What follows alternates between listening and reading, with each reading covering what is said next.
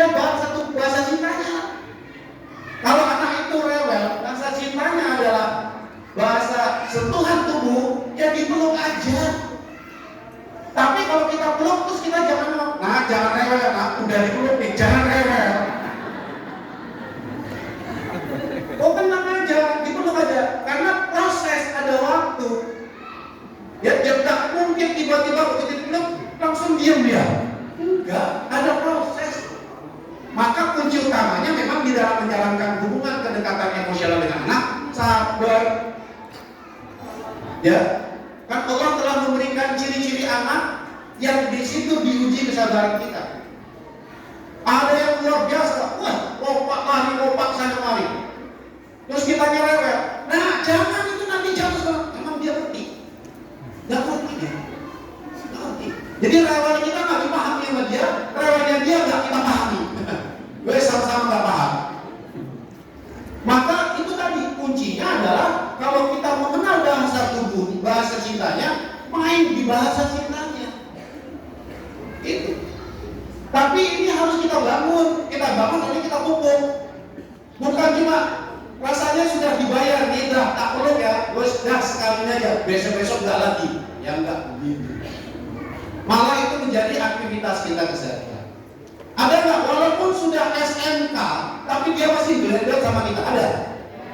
Nah, bahasanya tuh bahasa cintanya adalah sentuhan fisik, blender sama kita. Tapi ada anak kan yang nggak tahu. Kemudian yang kedua, apakah kemudian yang diinginkan kakeknya yang membuat kita jadi repot? Pertanyaannya, yang didik anak siapa? Coba, yang didik anak kita siapa? Kakek atau kita? Kita lah. Ya. Nah ini memang harus dipahami. Yang kedua, bahwa kakek tidak pernah dirancang untuk merawat cucunya, nggak pernah ada dalam sejarah. Nggak pernah dirancang untuk mendidik anak, kecuali ada takdir Allah di situ. Ya, bapak ibunya meninggal, siapa yang merawat? Bisa kakeknya, bisa mertua dan seterusnya. TKW, Tat. Oh, TKW. Ya. Nah itu yang saya katakan tadi di awal kan, ketika kita menikah, siap nggak menikah? Atau siap menikah dan siap jadi orang tua? Pertanyaan, ketika kita merawat anak, siapa yang merawat anak? Ya. Kalau merawat anak itu cuma menjelang tidur, itu bukan merawat anak namanya. Ngerti nggak? Merawat anak menjelang tidur. Kita baru pulang, anaknya mau tidur. Ya kan? Itu jangan harap kita sudah bilang merawat anak. Bapak Ibu sekalian, merawat anak ini menjadi hal yang menjadi sulit karena kita nggak tahu metode yang paling efektif. Dan itu bukan sekonyol-konyol, nggak bisa serta-merta. Kita perbaiki apa yang sudah selama ini berjalan, kita perbaiki dalam waktu singkat. Gak mungkin kejadian itu. Kenapa? Karena sudah terpendam dalam benak si anak itu sekian lama. Mau kita perbaiki dalam waktu 1 jam, ya enggak lah. Maka oleh karena itu Bapak Ibu sekalian, sekali lagi saya katakan, ada cara yang paling ampuh untuk membongkar segala halangan yang terjadi antara kita dengan anak kita. Datangi anak kita, minta maaf. Bapak Ibu menariknya waktu itu saya di Kerawang memberikan parenting, tapi segini banyaknya Bapak Ibu sekalian yang hadir, anaknya hadir. Karena saya menyampaikan ini, ya sudah langsung saja. Bapak Ibu sekalian silakan, mumpung anaknya ada di sini, minta maaf ke dia. Wah langsung buruk. Ya langsung ditoplok anaknya, nangis semuanya. Kenapa? Ada yang merasa selama ini nggak pernah dia kasih itu, karena dia nggak tahu bahasa cinta anaknya. Nah itulah makanya saya makanya pesan kepada Bapak Ibu sekalian, lakukan sesuatu yang paling cepat, paling ampuh, lalu berikutnya dibangun, dilanjutkan. Yang paling ampuh apa? Datangi anak kita. Mau anak kita sudah SMK, mumpung masih SMK, belum 20 tahun. Kalau udah lewat 20 tahun, dia tidak akan pernah minta lagi kepada kita seumur hidupnya. Karena udah cukup lama. Berdasarkan hasil penelitian sampai 20 tahun. Hasil penelitian. Karena itu dia sudah masuk ke langkah yang lain. Yaitu apa? I will survive my life. Bahasa Indonesia ini. Saya akan bertahan hidup untuk diri saya sendiri. Kalau udah itu kenyataan dia, sudah. Apapun yang kita lakukan dilepeh sama dia. Nah, mumpung Bapak Ibu yang SMK, yang SMP, yang SMA, yang SD, lakukan secepatnya, bangun setelah itu dari awal. Bagaimana kita bisa membangun hubungan emosional yang kental kalau itu saja kita enggan melakukannya? Amin. Saya ingin mengulang-ulang yang saya sampaikan tadi karena coba lakukan dulu deh. Nanti Bapak Ibu akan bisa merasakan yang berbeda dari yang sebelumnya. Kalau itu kita lakukan. Ya kan?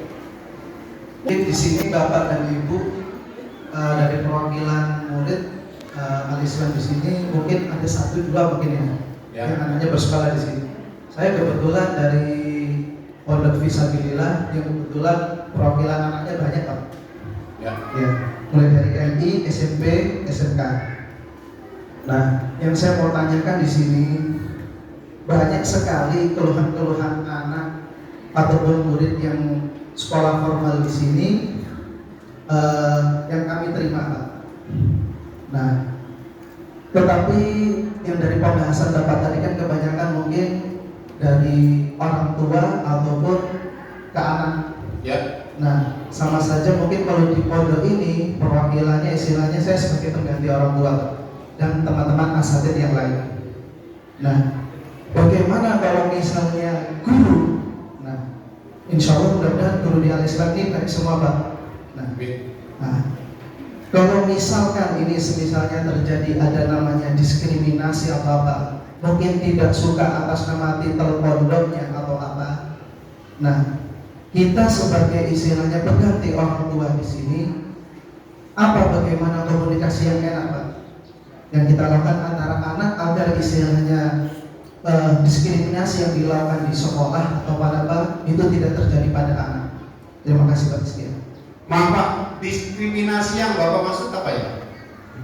Maksudnya seperti ini Pak. Ada istilahnya pemilahan atau istilahnya dari pihak guru, oknum guru mungkin. Kalau di Al-Islam, ini semisalnya saja. Ya. Nah, itu tidak suka pondoknya atau apa saya tidak tahu. Tidak suka pondoknya. Pondoknya Pak. Tidak suka sama pondoknya, mungkin istilahnya ada, oh itu santri, ini bukan.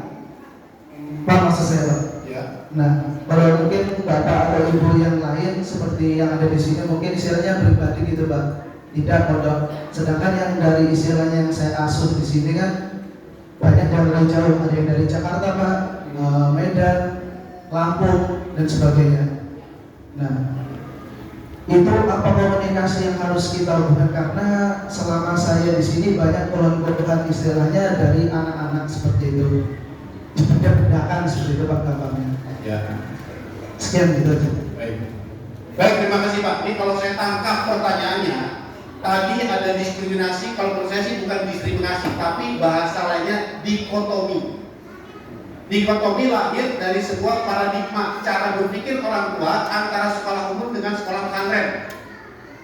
Ya, artinya begini, boleh jadi orang tua murid atau orang tua mengatakan kepadanya, nah kamu kalau makan-makan tak kirim pesantren nah. Gitu nggak? Pak, jawabannya sudah dijawab Pak.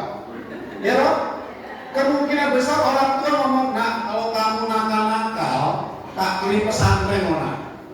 Ada nada-nada ancaman.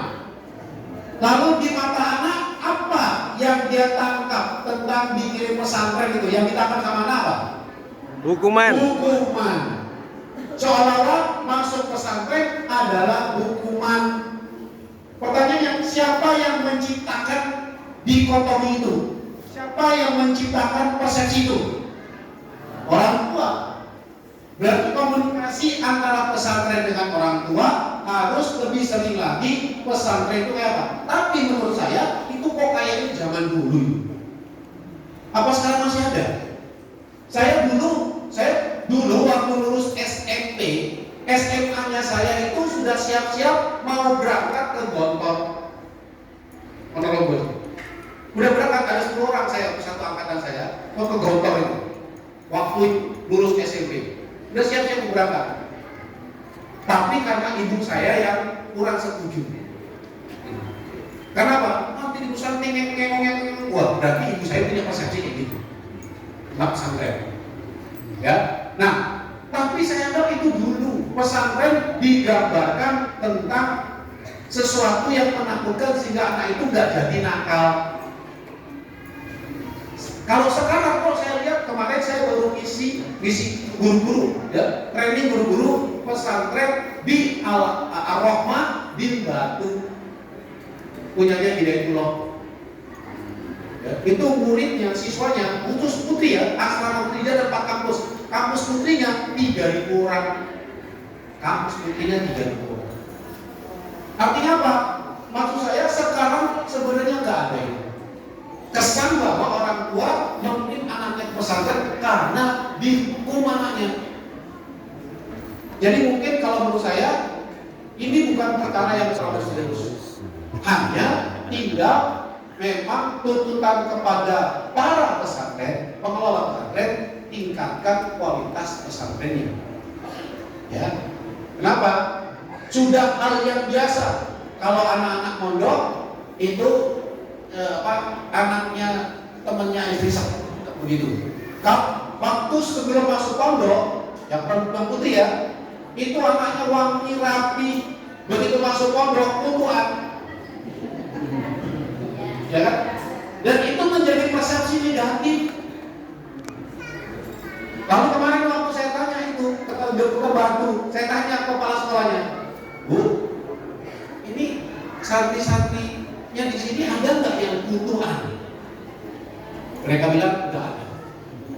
Kenapa? Karena setiap seminggu sekali di foggingnya dengan memberikan antivirus pada putri. Di fogging, jadi menjaga kebersihan pesantren itu menjadi hal yang utama. Dapatkah mereka kepercayaan atau trust dari orang tua? Ini sebenarnya kembali dikotomi itu sebenarnya kalau menurut saya nggak tahu sekarang masih ada ya. Kalau menurut saya sudah tidak ada. Yang ada adalah orang tua ingin melihat seberapa tinggi kualitas pendidikan itu. Yang pertama. Yang kedua, kemampuan orang tua untuk menyelesaikan pendidikan itu dengan berbayar. Karena di Ar-Rahmah itu bukan bayar murah. Uang masuknya 3,5 juta, ya, uang bulannya 2 juta. Dengan bayaran itu dia mendapatkan harga yang sesuai dalam artian, wah bersih, rapi. Karena saya datang ke sana. Saya hanya ingin memberikan perbandingan penjelasan tentang ada diskriminasi, sebenarnya bukan diskriminasi, tapi ada sebuah pemahaman yang di tengah masyarakat pesantren itu tempat menghukum anak. Tapi kok saya lihat tidak, karena saya bergaul dalam banyak dunia pendidikan, tidak, tergantung pesantren. Dan juga tergantung kemampuan orang tua untuk bayar. Saya sekarang lagi ngajar pesantren di Bintaro, itu gratis. Gratis sampai selesai. Dan tempatnya bersih. Ya, untuk masuk ke situ memang harus diseleksi secara ketat, gratis. Ya. Nah ini hanya masalah tentang bagaimana pengelolaan pesantren. Kira-kira itu Pak. Ya. Jadi kalau ada itu mungkin cuma 1-2 kalau gitu ya. Saya yakin ibu-ibu di sini bapak-bapak nggak punya pemikiran seperti saya yakin. Karena semuanya adalah hubungannya nanti dengan masalah biaya juga dong.